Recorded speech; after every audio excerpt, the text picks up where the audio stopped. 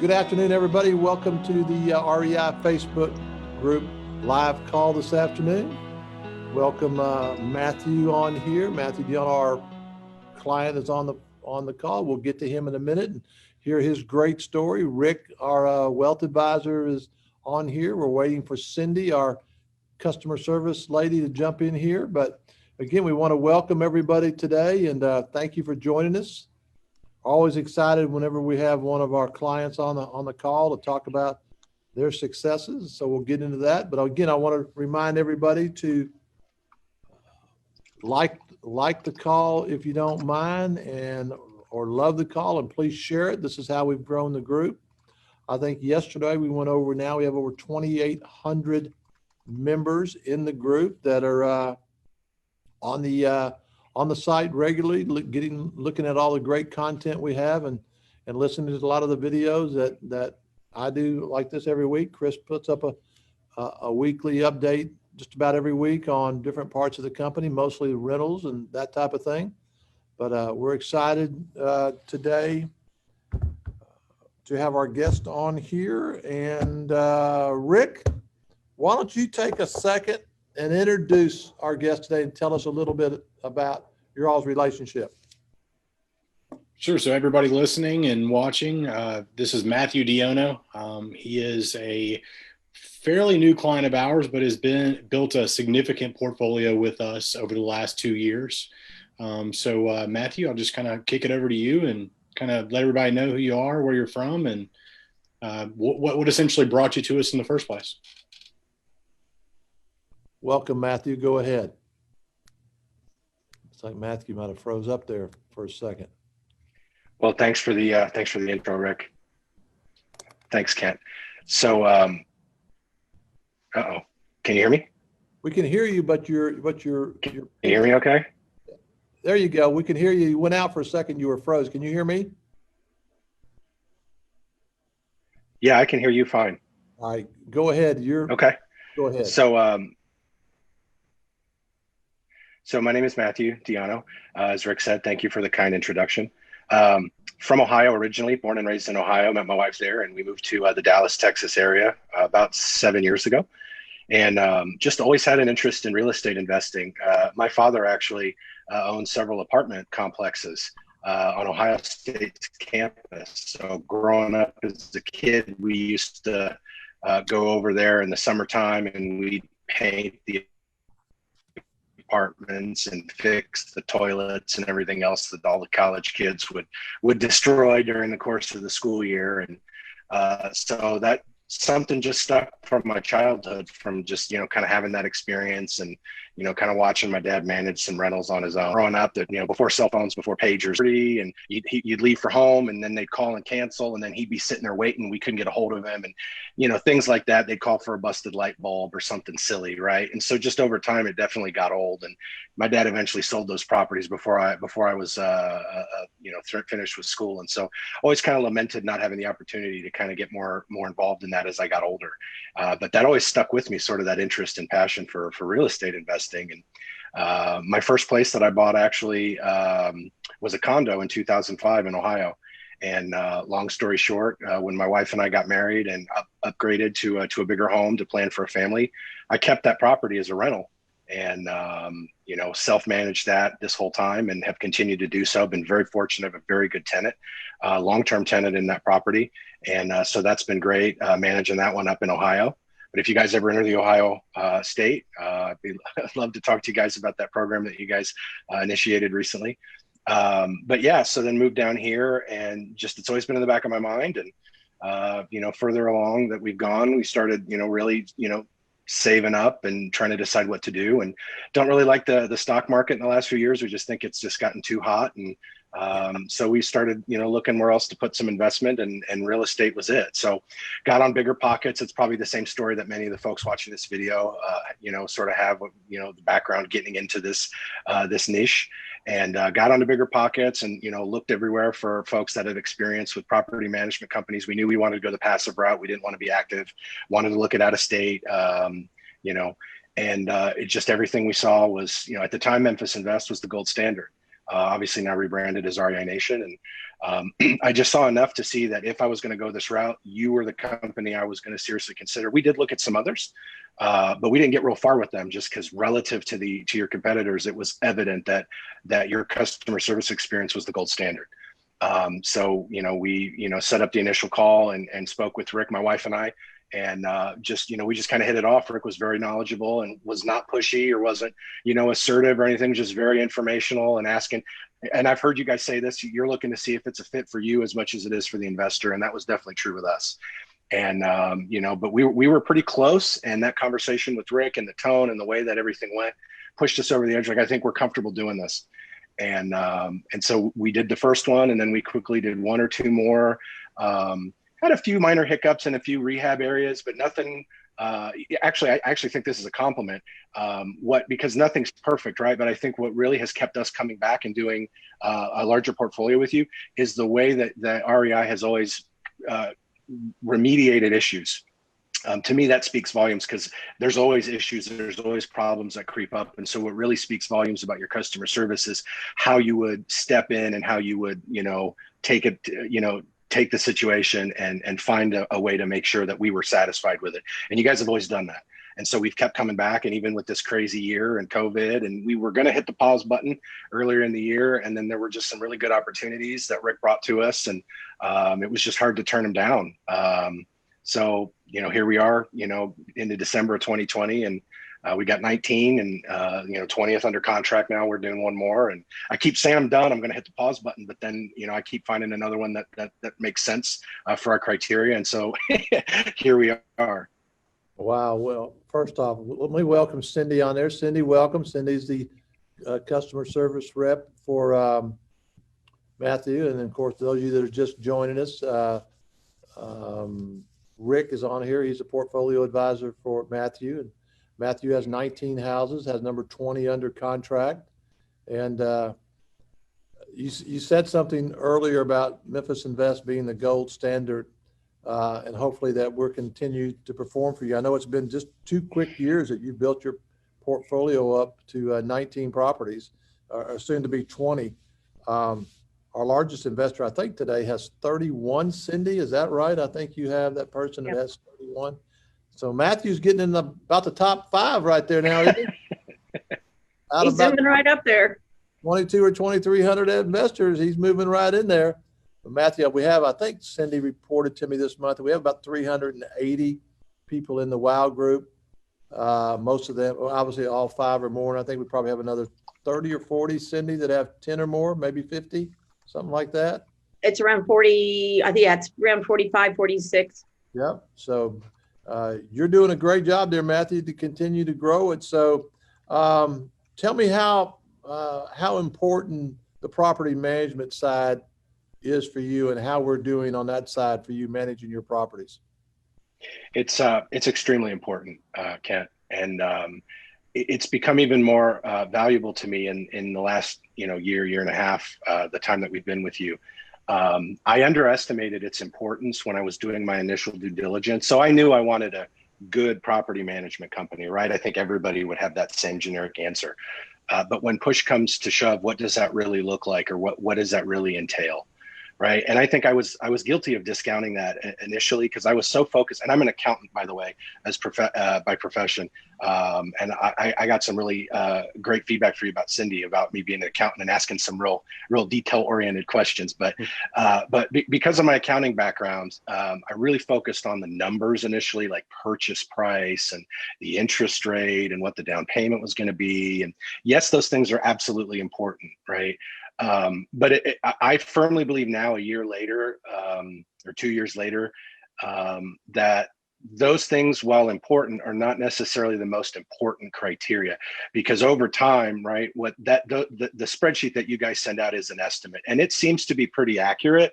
I've gone through it enough times and I've challenged enough things where I feel like it's pretty accurate and reliable, but it is an estimate, right? But at the end of the day, what really kills your cash flow and your investment is turnover, right? And you guys have reiterated that many times on many calls and other forums. It's really that vacancy, right? The, sitting vacant for several months, and then also the repairs and the turnover. And so your approach to the residents, I've learned to observe your vocabulary. I've taught myself to stop using the word tenant. I really like the fact that you called them residents, right? If their experience is top notch, the gold standard, then they're going to want to stay. And them staying translates to not having that vacancy every year, every other year, right? Not necessarily paying that full finder's fee. That's really what makes the difference, I think, in the long term. So, yes, you're looking at, 3 properties initially on the spreadsheet, and one is 10% ROI and one is 8% ROI, obviously vacancy in a 2-year period, right? It doesn't matter, 8 or 10 on the paper is going to be negative either way. And so that's really what I have learned to be super important. And I haven't been with you guys for super long. I know you've got some investors that have been with you 10, 15 plus years. But in the time that I have been with you, I have seen that to be the case. You really do practice what you preach, which is very, very important. I mean, I think I've developed a significant amount of trust for you and your team, the whole team, especially with Rick and with Cindy and Mallory, the people that I interact with regularly. And that's difficult for me. I'm not somebody who trusts first and then you have to lose your trust. I'm somebody who is very skeptical at first, right? And you have to kind of like earn that trust. And you guys have definitely done that. I'm a tough customer, and you guys have done that with me. And that's the best compliment I can give you. Like I've told Rick, the best compliment I can give you is that I keep coming back and purchasing additional properties.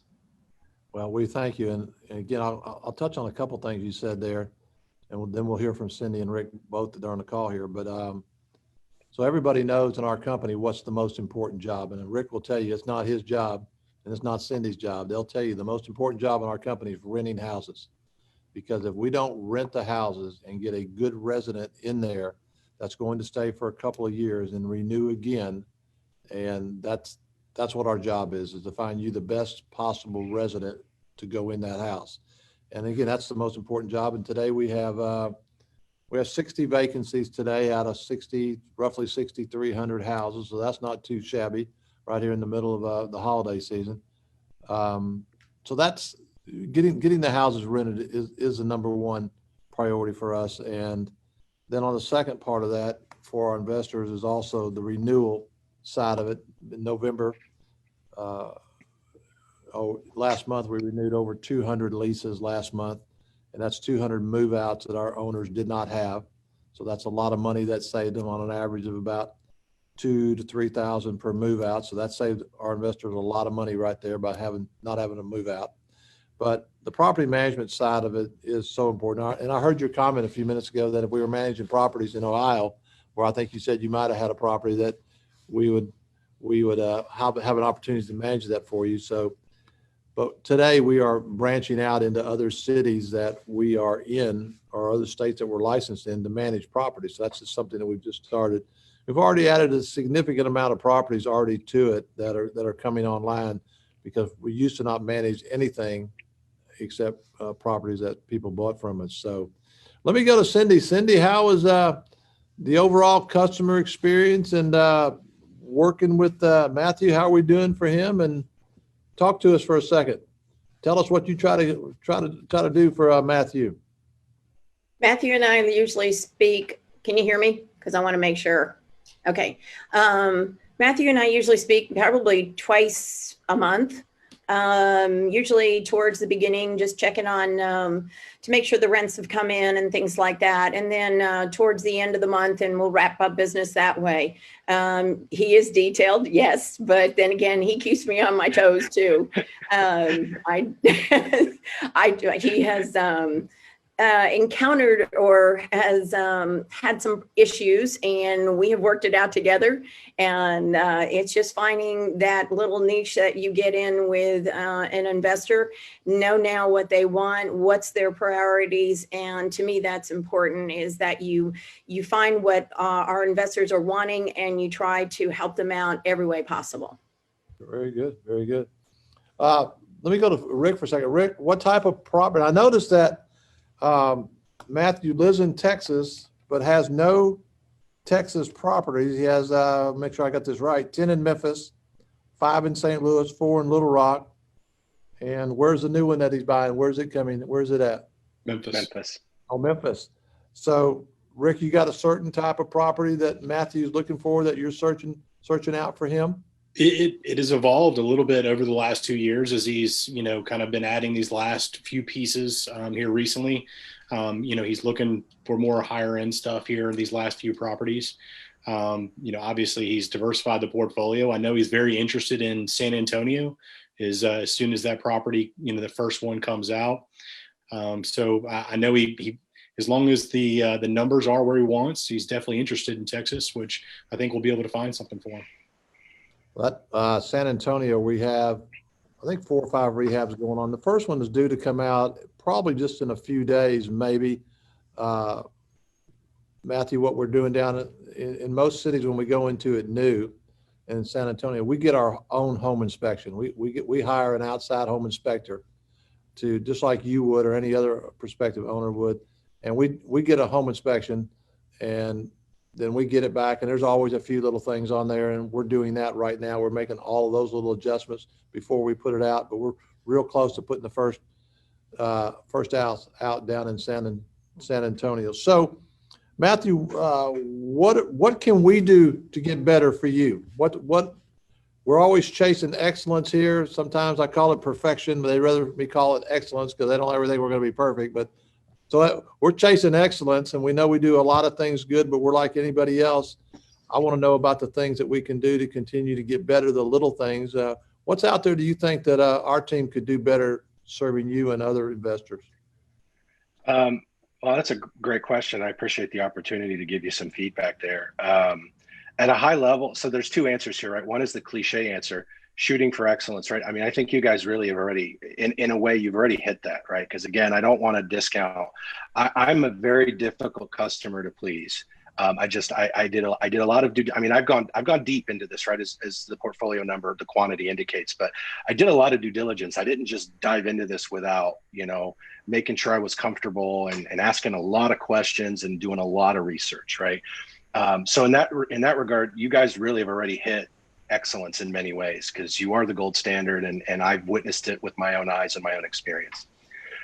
Having said that, just a few minor things, and maybe I'm in the minority because I am an accountant and I am a little bit of more of like a numbers or data nerd, so to speak, but I'm always asking a lot of questions that center around some of your metrics, some of the things that you really measure success or things. And you guys, I've noticed over this last year in the Facebook group, have done a great job of sharing some of the overall portfolio trends, like the number of vacancies like you just shared and number of properties you're rehabbing and things like that. I would say the more that you could provide that type of data, either for the whole portfolio that you manage or even maybe by market, some of us would be really interested. I know I would eat that up. I would be a huge consumer of whatever data, whatever metrics you put out there, right? Like what appreciation are you seeing in your markets over the last couple of years? I know what the estimates are in the spreadsheet, but what has the actual appreciation been, in the various markets on, a 2, 3, 5 year basis, or, not necessarily forecasting, just, what your actual statistics metrics are, right? What are your vacancies by market? Right. What's your average turnaround time? That's one that I've asked in the past, is like, on average, how long does it take from when you make a property available to when you have a signed lease with a resident? Things like that, right? Just to get a sense of the overall process, or kind of pulling the curtain back a little bit. That stuff would be interesting to me. Rick, would I be safe to say that if you took all of our cities and averaged, we'd probably be somewhere between a 2 and a 5% appreciation for this year? Absolutely. I think that would almost be, for this year specifically, I think it would be understating it. I'd be a little conservative. But just for 2020, because, all the markets have appreciated fantastically for all of our investors across the board. I think in all 7 cities that we're currently at right now. So that's, and then the vacancies, Matthew, we look at houses every day. In fact, it comes to me every morning. I have the rentals in Memphis and Dallas that are available today. And the only thing I look at in here when I get it is the number, and I look at how many of them are over 24 days. And today we have about 4 houses in our Texas market and about 4 houses in our Memphis market that are over 24 days. and bells and whistles and all kinds of stuff happens here if it gets close to 30 days, because we realize that an owner has to make a payment.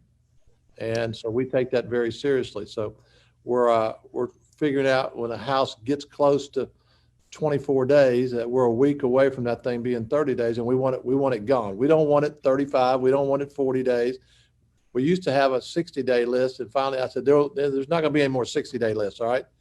The list now is down to like 30 days, and that's what our owners should expect, and that's another part of chasing excellence that we need to do. And our rental team does really, really good, because again, we know and we all understand, all 100 people that work for our company, that the most important job is not buying and selling houses. It's not rehabbing houses, and it is renting houses. And if we don't rent the houses, the owners are not going to buy them. They're not going to buy their second or their 20th, because if they have vacancies, that's not going to work. And so the message is loud and clear, and our people all understand it. But more importantly, they know why. They know why that's so important. But so I think I got a couple of your questions answered there. The appreciation by market, by city, somewhere in there, in that 2 to 6 range, maybe stretch it out a little bit. I know that's not exactly what you wanted, but the rehabs, I started putting those on there about once a week on what we got going and coming, because we have a few people that are waiting on properties. Not many, we got a few. And I just want them to know that we'll fill every single person that wants to buy their first house or their third or their 20th, that we will fill every house. We'll have every house. That may not be today. It may be a week. It might be January 1st, but we'll fill every house. Today, I think Mark reported today, we have 146 rehabs going on. We're finishing about 70 to 80 every month. Might bring out as many as 90 for the month of January. We'll see. A lot of that has to do with weather, and if we don't get into any ice and snow, we can get around. But it's a really good situation. We were doing rehabs before in about 95 days, and now we're getting them done in around the 65-day mark with about a $42,000 rehab. But thank you for that. What else can we do you think, to continue to improve the service for you, the experience for you? A couple other, a follow-up to that, and then a couple other, these are just suggestions for metrics, right? They're things off the top of my head or things I've wondered about in the past. What you just said, that the turnaround time on a rehab has kind of gone down from 90 some days to 60, you said. What do you attribute that to? Is that something that you've had control over? Is that, just COVID, or something that's just market related, or something you've specifically pulled levers on to make happen? Yeah, it's all about training. And a couple of years ago, we started doing some deeper dive training. We have rehab guys now that have been with us. The tenure's been for a while. And again, I'll go back to Mark Anderson that leads that team, and Dave Smith down in Dallas, and Matthew here that oversees this. And we just got a really, really good bench now on our rehabs. We have about probably 30 guys spread out over the 8 cities. And I think we're adding a couple more, but they've just gotten better at understanding how to set up a house, how to get it started, how the functionality needs to run by vendor. We have quality control people that come in at the very end to check the house. And then if the owner orders a home inspection, which some of them do, or most of them do, and then we're back to make sure that every one of those things is done. For the most part, I think we make if a home inspection comes back and there's 5 things on there, then we take care of those 5 things. Mark Anderson grades every home inspection that comes in, and our home inspection grades through his analytics has gone way up this year, because we're spending more time on how to improve the overall renovation, on how to, again, better train our guys on what to look for in the house. So it's kind of a combination of things, but at the same time, when we started talking about that, we wanted the renovations done quicker and with better training and more experienced guys, we also understood that we're not sacrificing any quality here, not one bit. All right. And we're looking for the same top shelf renovations. You can see it on our pictures. You can see it we started posting a lot more of them the last 3 or 4 weeks. And so that's a real important part of it, because we want that house to be done, spend a little bit more on the front end to hopefully offset any maintenance that's coming on down the road. A lot of people ask us, there was a question on there this week, why do y'all spend so much money on renovations, or maybe a few weeks ago? And again, we spend more on the front end to make sure that our investor doesn't have as much to spend on that lease as the tenant stays in there for average of 5 years. So we're trying to just defer that maintenance or take care of that deferred maintenance, so where it's a whole better investment for the investor. Go ahead, Matthew. What else? Just some other suggestions maybe for some metrics. Is I don't know if you measure, what percentage of your active listings for rent end up renting, either above the rent range or below, right? If that's something that you measure or track, but it's something that I've wondered about in the past, because I have some that have gone above. I've had some, one or two that have gone below, not many, but I've kind of been all over the place. So I've just wondered how my portfolio measures up to, your experience in total. Great question. And I would say probably 90 to 95% a month. Last month we rented, where's my number right up here? We rented 109 houses in November, and I would be pretty sure that 95 of them rented at the top end of the range or higher, and for a 2-year lease. Now, so what we do on a lease, we when it's in the rehab phase, we come out, and let's say the rent is going to be $1,400. During the rehab phase, we'll come in at about 70% of the rehab being done. We'll come out with that house at $1,495, just to see if anybody bites on it before we get through renovating, which happens from time to time.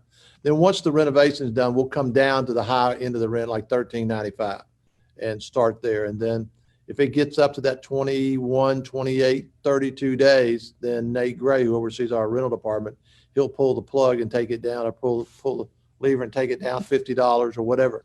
But we don't want to get down to that low price, and we don't like at all being below what we said we were going to do. Has it happened before? Sure. Are we perfect? No, and it's going to happen again. But sometimes we misread the rental, and we have a lot of data that we collect on it. But we try to stay up high on that thing, and we have been able to raise rents most of this year, even through COVID.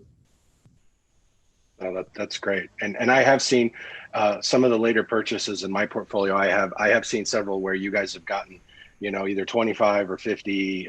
There might have even been one case was $100 over the rent range. So I didn't really see that last year, but I am seeing it this year. So again, I'm seeing data that backs that up. So that's great. On any of your renewals too coming through. All right. So hopefully, fingers crossed. No, fingers crossed.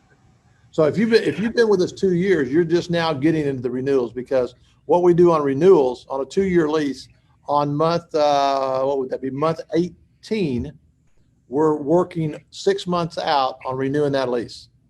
And so today, January 1st, they'll be working all the way through June on renewals. And if we can get that renewal in March or April and get that one off the books, is rent it again for 2 years, saves that owner having that move out. So that's a big part of what we do.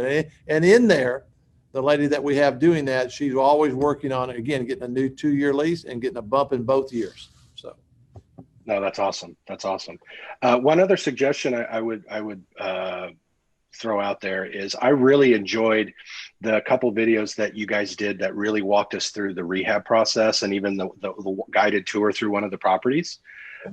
Something like that maybe on the other side, on the property management side, right? Like what happens when a tenant moves out or a resident moves out, and what are the things you're looking for to get it ready to relist, and how do you relist it, right? Where do you relist it? Because sometimes I've seen them on a whole bunch of other websites, and what's your internal process? Like, what are all the things behind the scenes that I don't see as an investor that go into getting that new resident signed, right? It would be interesting just to see what you guys do on that side of the shop.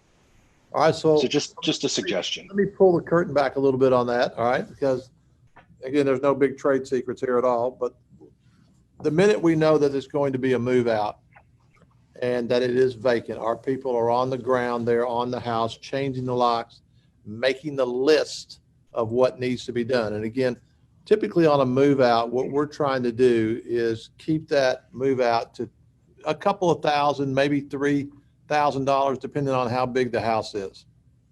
And we're very conscious of the move out from a time standpoint. So our renovation team knows that I prefer to have that move out done within 10 days and that house back on the market. And we don't want it to drag out for 20 or 25 days. And they know that I don't want to hear about any, couldn't get a vendor or whatever. Well, we knew you knew December 15th that they were moving out December 30th. So we should have already been planning on a vendor on whatever street this was. But it's all about, everything here, Matthew, is about speed with us. It really is about, and a lot of people ask us, how in the heck do you manage 6,000 houses? All right. Well, it's all about processes. It's all about systems. It's all about data. And again, it's all about the great people that we have in all of these departments that do that.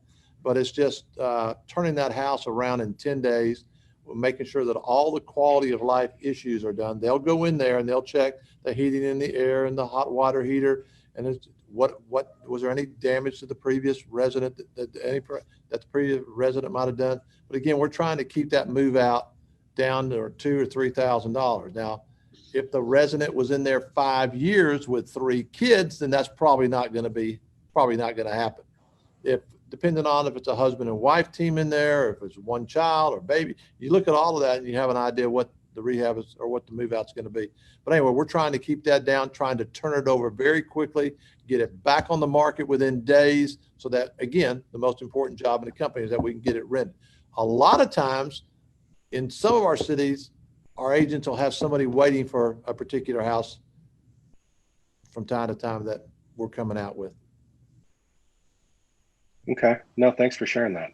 That's really interesting. I don't think there's anything really juicy in there. Was there, Cindy? I think you're safe. I think it's a great idea, though, because a lot of people do like to see what we do and how we do it. And for them to, as you say, pull back the curtain a little bit and put it on a video and just go, videos are quicker than a read. A lot of people don't have time to read, but they'll take a little bit of time out to do a video and see what's going on. And I think it's a great idea. I mean, it's kind of like when you came around and exposed all the customer service ladies on one of your Facebook live things. You get to see what's going on and find out who the people are. We don't travel as much, and so the one-on-one is a little bit less than it used to be, especially this year with the virus thing. So I think anything that we can do to make it a little bit more personal is a wonderful idea. Well, we used to be concerned about our competition knowing what we do, but what we do, there's no big secrets here. Everybody does the same thing. I just think we do it a little bit better. We do more detail. I don't think there's any turnkey company out there that has 7 ladies that work in customer service department that talk to all of our investors every month, sometimes every week if they're new. I think we just do it a little bit different because we've proven over time that those people that our customer service ladies talk to every month will continue to buy more houses if they have a great experience met with us. And Matthew, you're the perfect example of that. All right. If you had a bad experience with all the due diligence that you said you did, you wouldn't be buying any houses. All right. So that's why our reputation, credibility, and integrity is the most important thing to us. And we have to be on every single day. And that's why average people cannot work for us. And we say that all the time, because when we're hiring people in our property management or in our rental or in our rehab, we talk about the type of people that we want to work for our company, and high energy, enthusiastic people that are self-motivated and have self-driven. They're going to come in and they're going to work hard, and they want to excel. And that's what we want, because that makes that's exactly what we want to do to perform for our investors every month. Go ahead, Matthew. You're still up. No, I agree completely with what you said. I appreciate the transparency. One of the things that I did want to give a shout out. I alluded to this earlier, but I gotta give high praise to Cindy. I know she's been a wonderful customer service rep to work with. She's such a delight to just talk to and just chit chat with. whenever we touch base, but also she's just so patient with my. Hopefully, Cindy, they're getting less tedious as we've gone on than my earlier questions. But I know I asked a lot of questions at the beginning, and still do occasionally ask probably a little bit more detail-oriented questions than maybe the average investor may ask. But it's just the nature of my personality. But I'm learning more about your processes, and I'm learning exactly what you said about the type of people that you hire and have working for you, and how great your processes are. So I've taken my foot off the gas quite a bit in terms of, I don't, micromanagement's not the right word, but just really scrutinizing every aspect, every facet of my transactions with you, with REI. I was really, looking at everything with a microscope. And I've learned to do that less. Because there is quite a measure of trust now that I'm developing, that this is for real. This isn't too good to be true, right? But Cindy has done a phenomenal job of working with me and getting answers to all my questions and doing research or pulling stuff. Even 6 months after the fact, I'm going back and looking at something, saying, "Hey, what about this thing from last February?" And she's been great. And Rick has also been a delight to work with. He's really gotten to know, what my wife and I are looking for. Like he just, I don't know how to put it into words exactly, but he's developed a feel for what we're looking for, and he kind of knows. He'll preface this and he'll say, "I know you're really going to like this one," right? Like he kind of has developed kind of like what I'm looking for, what's going to be a home run for me and my wife. And I'm sure he does that with his other clients as well. And Mallory is the other one that I work with quite a bit in the closing department. She's been terrific, very proactive, touching base with me regularly on, sometimes juggling 3 or 4 closings all at the same time. She's been great and quick to, respond to questions. And again, just to reiterate what you said about it's difficult to work there and you guys hire, really top-notch people. That has absolutely been my experience. And the people that I've interacted with day in and day out absolutely reinforce what you said. So I just wanted to make sure that that they're taking care of me. Thank you very much. And I hear this over and over again about our people, and I hear it about Cindy and Rick on other investors that I have. Cindy, how long have you been with us? Over 10 now. Over 10 years. She handles many, many of our clients, as do the other ladies down there. They all do a great job. Rick is in our portfolio advisors. I think we have 5 of those today with our company that do a great job for us.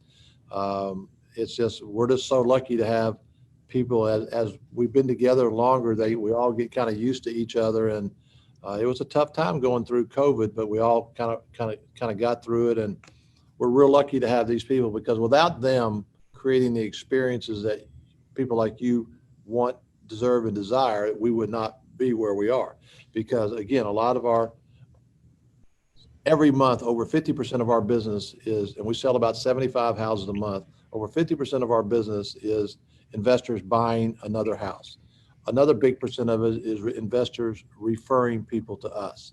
And we talk to investors and we say, and it's in our survey, that if we've earned the opportunity for a referral, we would love that. But again, we have new clients every month because they're the lifeblood of continuing to build what we do. But we also have existing clients like you that throughout the year buy additional houses and give us the opportunity, and that's how we've been able to grow. Now, having said that, I will say that, and this happens from time to time because we are a little bit different type of company, we have to go through a process with new investors to see if it's a good fit, because we do have investors that come in and say, I'm going to interview all the residents. I'm going to do this and I'm going to do that, and you're going to do this and you're going to do that. And we say, whoa, time out. Hold on here. This ain't going to work. You're going to have to trust us to do what we do. We've been doing this for 17 years, 6,300 properties. Go on our website and read testimonials. Go on our Facebook group and read testimonials. And this is probably not going to work that way, because we just can't work that way. All right. Just let us do what we do. And if we screw up, we're going to make it right. And that doesn't happen very often, but we're going to make it right, because we're in the business of, and Cindy's job down there is all about problem solving. That's her job.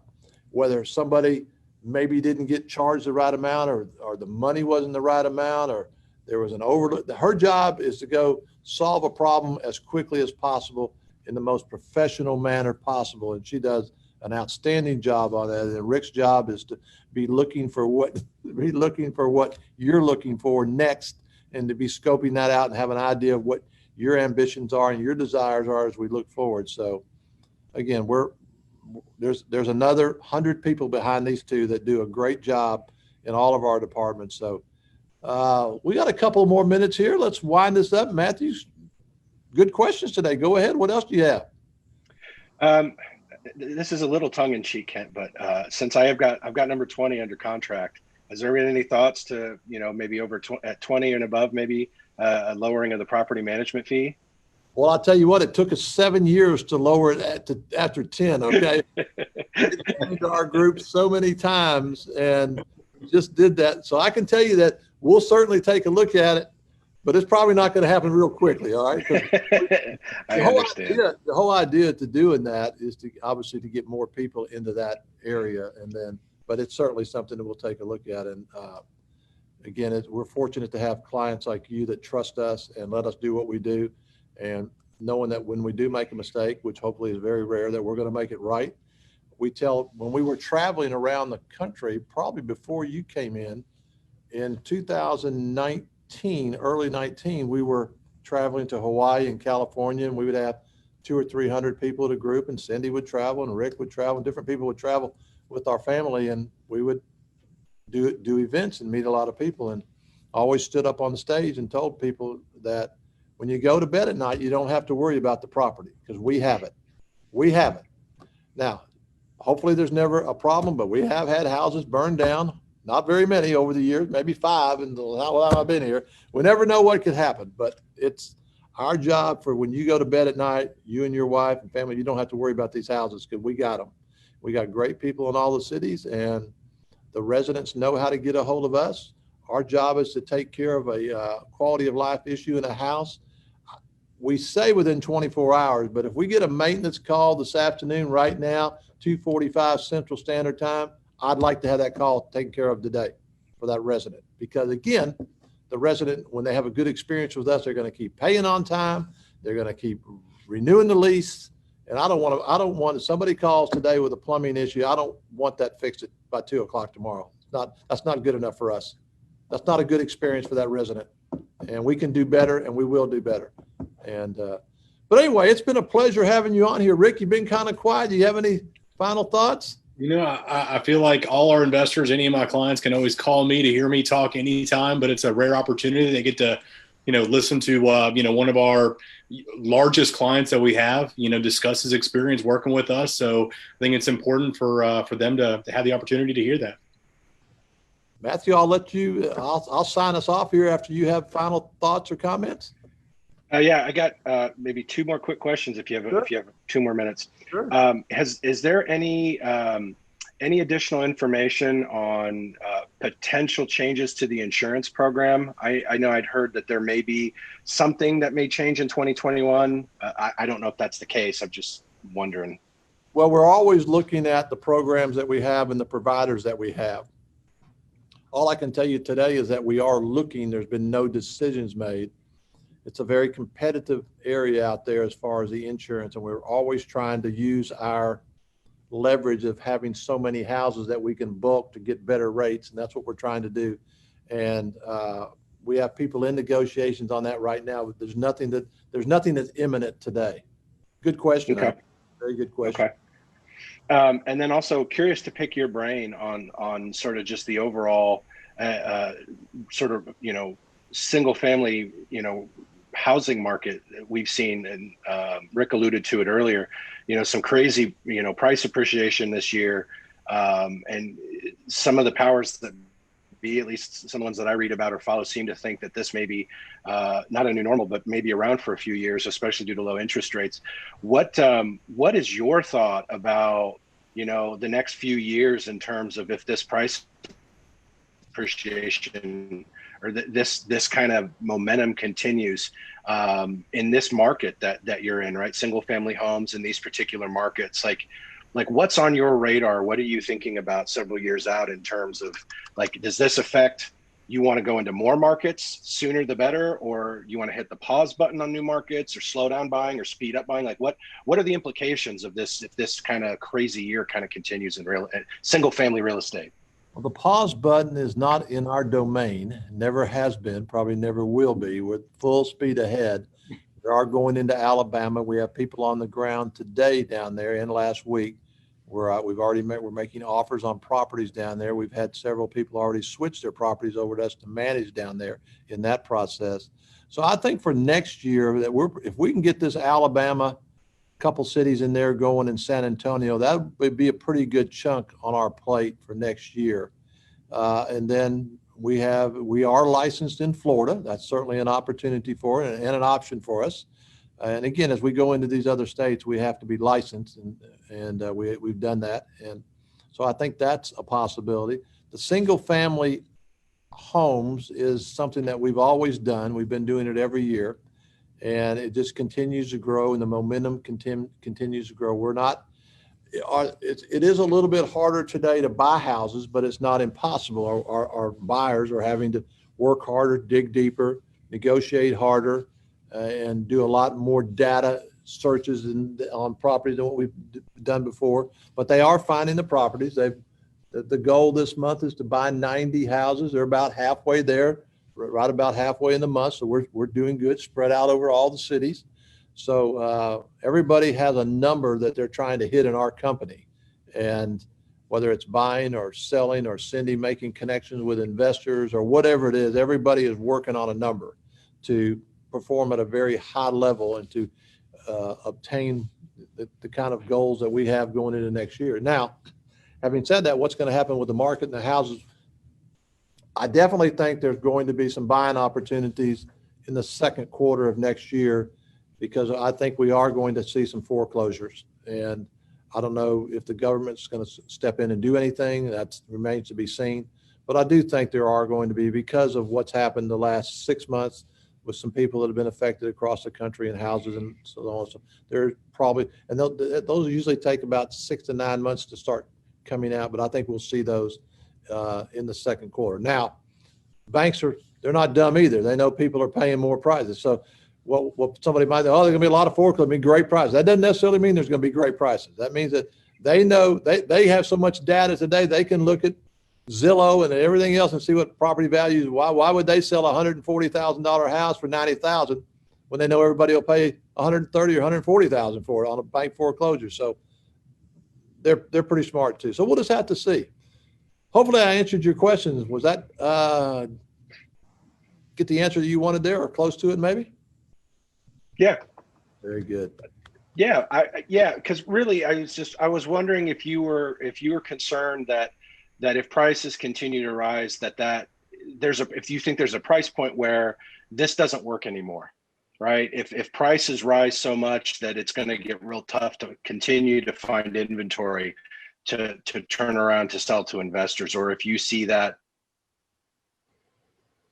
Well, our average sale price today is about $160,000. We are selling more houses than ever, over $200,000 today, and that'll continue to be that way.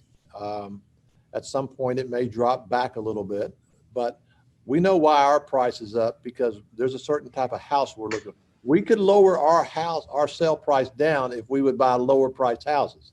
But our average rent across all of our cities is over $1,000. Now, we could go buy these houses and sell a bunch of houses to our investors for less than $100,000, and they'd rent for $750. Then we may not have as good a resident at that $750 as we would have at that $1,000. And I think a lot of that has to do with our success through COVID on collections, because we don't have, our average rent is a little bit higher, and sometimes both the husband and wife are both working, and if somebody got laid off or whatever, they can keep going. So there's only certain zip codes and certain price points that we want to buy in certain houses. Now, at some point we could change that and go back, but I don't see that happening. We're still looking for a better house, a better quality of resident, and with a little bit higher rent that our owners are looking for. And that's kind of the lane that we're staying in right now. So. Yeah, I think this year has been the perfect example that just reinforces that we are buying in the right areas in each one of our markets, because, our vacancies have not gone up. Our delinquencies have not gone up, extravagantly like you've seen, in other markets across the country. So I feel like it just reinforces that we are making the right decisions, and that the type of class and property that we're buying in the areas within each market that we're buying. Well, Matthew, I'm going to wrap this up here. We've been almost about 50 minutes. Again, I want to remind our listeners to like the call or share the call or love the call. You got a button there on your phone or your iPad or your computer. Matthew, it's been a pleasure having you on today. And again, we thank you for trusting us with your properties and giving us the opportunity to manage them. And I'd certainly like to get you to come on back on for another call or maybe a panel somewhere down the road if we do it again. And it's been a pleasure having you on. Thank you very much for doing it. Cindy and Rick, thank you for joining us today. And again, this will show up on our Facebook group in a few minutes, and you'll be able to see the video of it there. So again, thank you for everybody for joining us today. Merry Christmas. We've got all of our Christmas lights going on over there, Cindy, of course. And anyway, everybody have a great day. Happy holidays. Merry Christmas. Thank you very much. Thank you. Thank you. Take care, everybody. Merry Christmas.